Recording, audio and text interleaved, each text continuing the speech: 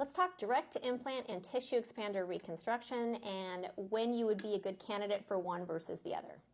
Full disclosure, I do essentially all direct to implant reconstruction, so I think everybody's a candidate. I'll just say that first, but let me tell you why other people will tell you they choose tissue expanders.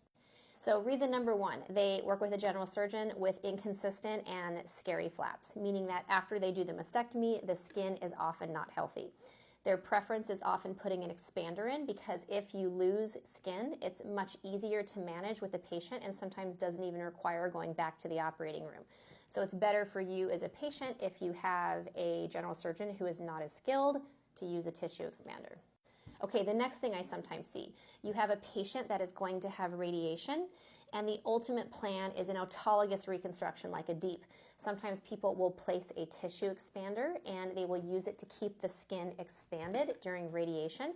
And then when they ultimately have the autologous reconstruction, the expander is removed and the DEEP flap is done. Now, I would still use an implant in that situation, but most people that I've worked with use a tissue expander. Also, implants are less expensive. So in that situation, it's better financially for you as a patient to have an implant over a tissue expander. Okay, the next thing I've seen is there's some people that their radiation doctors are, I'm just gonna say it, not as skilled, and they don't believe that they can radiate when there's an implant in place. And they will make the surgeon completely deflate the tissue expander in order for the patient to have radiation.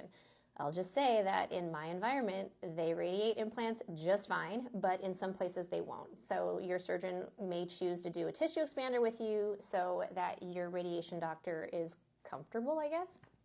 Now you'll hear people tell you that they like expanders if you are going to be made smaller or larger than you're starting. So if you'd like a larger breast than you start with, or a much smaller breast than you have, they would prefer to use a tissue expander.